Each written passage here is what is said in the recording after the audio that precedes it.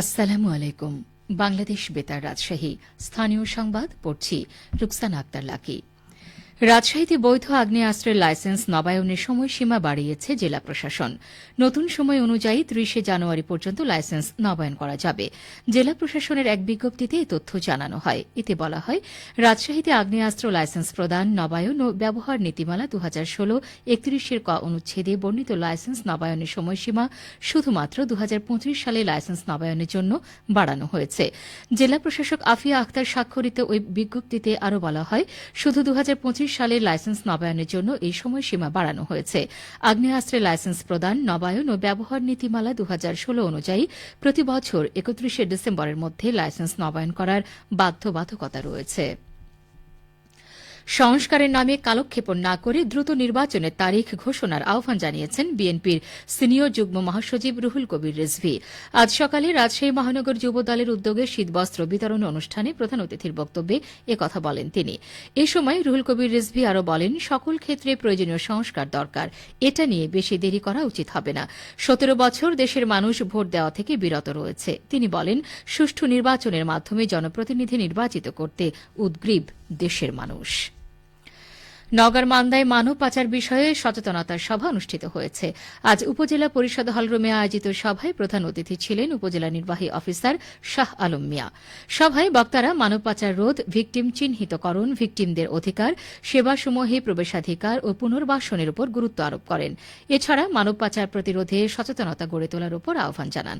সভায় উপজেলা মাধ্যমিক শিক্ষা কর্মকর্তা শাহ আলম শেখ, মান্দা উপজেলা স্বাস্থ্য কমপ্লেক্সের আবাসিক চিকিৎসক ডাক্তার তাসনিম হোসাইন আরিফ, বিভিন্ন ইউনিয়নের চেয়ারম্যান ও গণ্যমান্য ব্যক্তিরা উপস্থিত ছিলেন। রাজশাহীর পবা উপজেলার নাওহাটায় আজ সকালে ৪১ জন প্রতিবন্ধী ও অতি দরিদ্র শিক্ষার্থীদের মাঝে শিক্ষাবৃত্তি প্রদান করা হয়েছে। শিক্ষাবৃত্তি প্রদান অনুষ্ঠানে প্রধান অতিথি ছিলেন শহর সমাজসেবা কর্মকর্তা মোহাম্মদ আব্দুল মমিন ও বিশেষ অতিথি ছিলেন পবা প্রেস ক্লাবের সভাপতি কাজী নাজমুল ইসলাম। উক্ত অনুষ্ঠানে সভাপতিত্ব করেন বিডিও এর নির্বাহী পরিচালক একেএম এনামুল হক। শিক্ষাবৃত্তি প্রদান ছাড়াও শিক্ষার্থীদের শিক্ষা উপকরণ দেয়া হয়। সড়ক দুর্ঘটনায় আহত রাজশাহী বিশ্ববিদ্যালয়ের বাংলা বিভাগের সহযোগী অধ্যাপক ড পুরঞ্জিত মহলদার নিহত হয়েছেন। দিবাগত রাত ২:৩৫ দিকে রাজশাহী মেডিকেল কলেজ হাসপাতালে চিকিৎসাধীন অবস্থায় মারা যান তিনি। বিশ্ববিদ্যালয়ের জনসংযোগ দপ্তরের প্রশাসক অধ্যাপক ড আক্তার হোসেন মজুমদার জানান, গতকাল দুপুরে রাজশাহী মহানগরীর ১২ রাস্তার মোড় এলাকায় সড়ক দুর্ঘটনায় গুরুতর আহত হন ড পুরঞ্জিত মহলদার।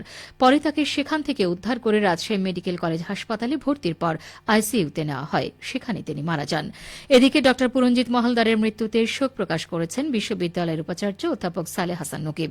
তার মরদেহ আজ সকাল ৯টায় বিশ্ববিদ্যালয়ের শহীদুল্লাহ কলা ভবনের সামনে রাখা হলে তার শোভানুধ্যায়ী সহকর্মী ও শিক্ষার্থীরা শ্রদ্ধা জানান। এসো দেশ বদলাই, পৃথিবী বদলাই এ প্রতিপাদ্যে নাটোরের রানী ভবানী রাজবাড়ী প্রাঙ্গণে ৫ দিনব্যাপী লোকনাট্য প্রদর্শনী, লোক ও কারুশিল্প মেলা, বই এবং পিঠা মেলা চলছে। আজ মেলার সমাপনী দিন। মেলা প্রাঙ্গণে উদ্যোক্তারা তাদের উৎপাদিত কারুশিল্প পণ্য, বই এবং পিঠার স্টল দিয়েছেন। একই সাথে প্রতিদিন লোকনাট্য প্রদর্শনীর আয়োজন করে বাংলাদেশ শিল্পকলা একাডেমি। গত রাতে মনসা মঙ্গল পরিবেশন করা হয়। এর আগে আলকাপ লোকনাট্য, মাদারী পীরের গান, গম্ভীরা ও মনসা মঙ্গল পরিবেশন করা হয়। আজ রাতে মেলায় জারি ও লসিমনের গান পরিবেশন করা হবে বলে জানান জেলা কালচারাল অফিসার মোহাম্মদ আব্দুল রাকিবিল বাড়ি। একটি ঘোষণা, আঞ্চলিক বার্তা সংস্থা বাংলাদেশ বেতার রাজশাহী কেন্দ্রে কিছু সংখ্যক বাংলা সংবাদ অনুবাদক চুক্তিবদ্ধ করা হবে। আগ্রহী প্রার্থীদের ন্যূনতম স্নাতক পাস এবং সংবাদ সম্পাদনায় কমপক্ষে ৫ বছরের অভিজ্ঞতা থাকতে হবে। রাজশাহী জেলার আগ্রহী প্রার্থীদের আগামী ৩১ জানুয়ারি ২০২৫ মধ্যে আঞ্চলিক বার্তা নিয়ন্ত্রক, আঞ্চলিক বার্তা সংস্থা বাংলাদেশ বেতার রাজশাহী বরাবর আবেদন করতে হবে। আবেদনপত্রের সাথে ২ কপি পাসপোর্ট সাইজের ছবি সহ জীবন বৃত্তান্ত, জাতীয় পরিচয়পত্রের ফটোকপি, শিক্ষাগত যোগ্যতা ও অভিজ্ঞতা সনদ সংযুক্ত করতে হবে।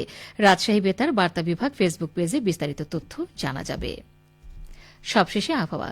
আজ দুপুর ২টোয় রাজশাহীতে তাপমাত্রা ছিল ২৪ ডিগ্রি সেলসিয়াস। এ সময় বাতাসে আপেক্ষিক আর্দ্রতার পরিমাণ ছিল ৫৫%।